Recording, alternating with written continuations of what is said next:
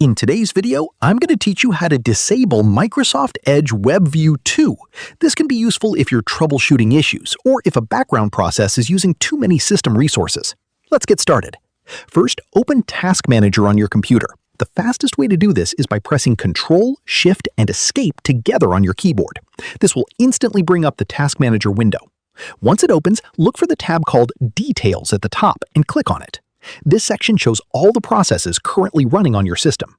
Now, scroll through the list and look for a process called MS Edge WebView2.exe. To make things easier, you can click on the name column to sort everything alphabetically.